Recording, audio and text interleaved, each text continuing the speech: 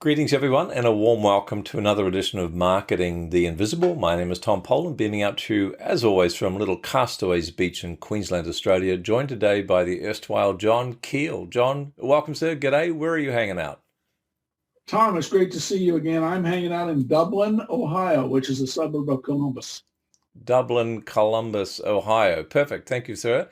For those who don't know Jon, he's got his super talent is addressing the big problem that a lot of $1 million plus businesses experience, which is revenue that's either stagnant, it's plateaued, or it's just unbearably slow, or worse still, it's decreasing. So that's the problem he solves.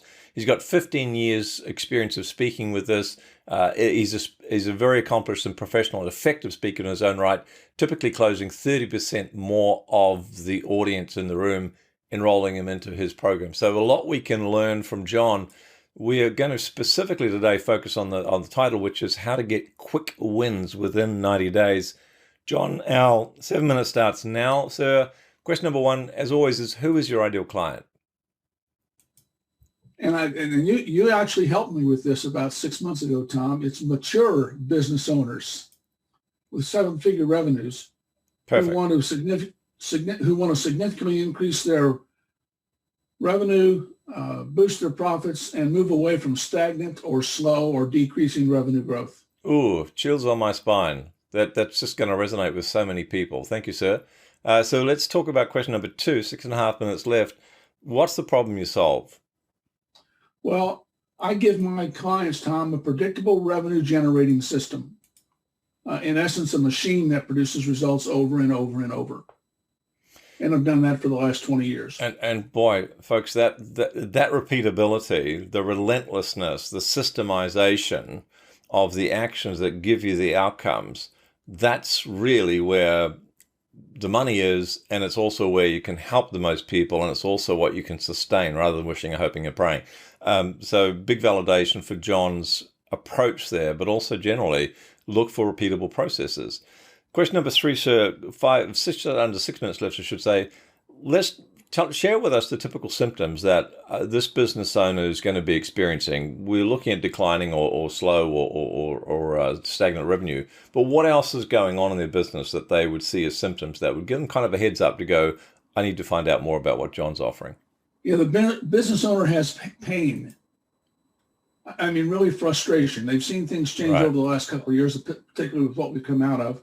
Yeah. And in fact, I recently did a survey on LinkedIn and found that 30% of the businesses that responded in that target market are suffering this. They are suffering.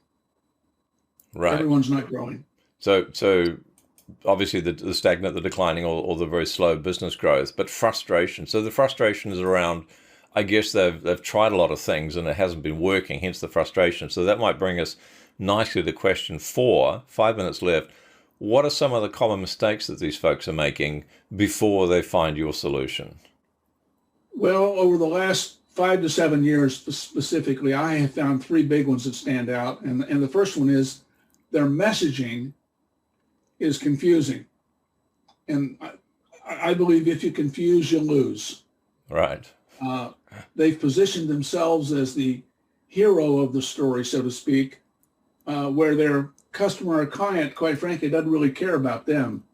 They only care about how they're going to transform them. Right. Or transform their businesses. Yeah. To help people move from where they are to where they want to be. And along with that is they make it too darn complicated, Tom. Yes.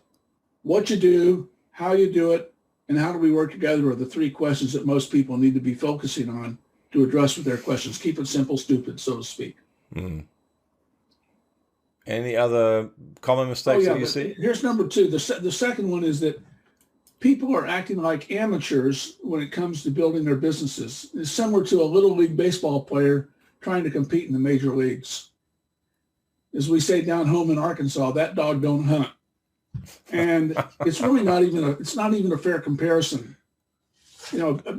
I've seen it so many times. A business owner or a senior leader in the business, they're faced with this stagnant or slow revenue growth or decreasing, and they know they need to dramatically improve their marketing and sales processes. They know that inherently.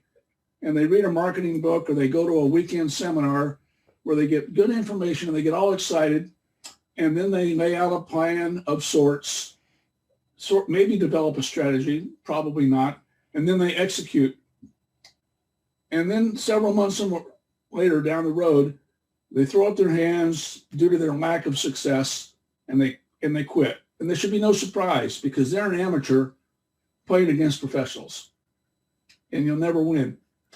Malcolm Gladwell said it best. Says it takes 10,000 hours to become an expert in the field.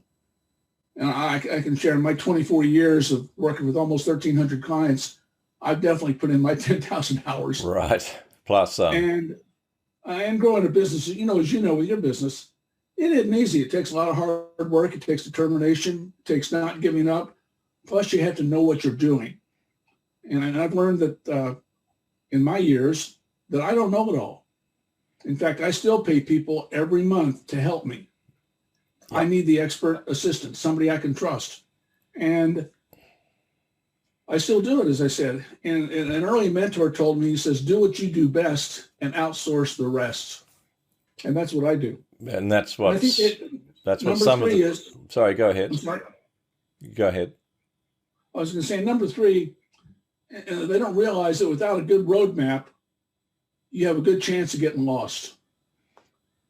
And that's time and money you can't afford to spend. Absolutely. And the roadmap should be based on timeless principles, not techniques. Techniques come and go. New technique or tactic hits the market. 6 months later, a new one will come out. And then 6 months later, a new one will come out. It's like bright, shiny object syndrome over and over and over again. Right. Principles never change. I'm using principles that are over 100 years old in some cases. And techniques do. And it's not all that sexy sometimes, but it just works. It works over and over and over again. Real well. Thanks, John. We better move on. 60 seconds left, 4 questions to go. One valuable free action. What's a top tip you could give to folks quickly that's going to help them move in the right direction? I can spend 30 minutes on the call with anybody, and this is not a sales call. I'm just listening. Right. And point them in right directions. John's 30-minute calls are legendary. Folks, you want to go to www.improvedresults.com. Check out the 30-minute phone call. It's, as John said, it's not a sales call, it's an exploration. And I think you'll get some pretty good ideas from that. But also, as you exit that, you'll get offered a complimentary report, 5 things you need to do now to increase your online leads and business revenue. John, thank you for that. We've got 1 question left, 12 seconds. What's the one question I should have asked you and didn't? Why do people continue to solve their revenue problems on their own? And in 5 seconds, the answer?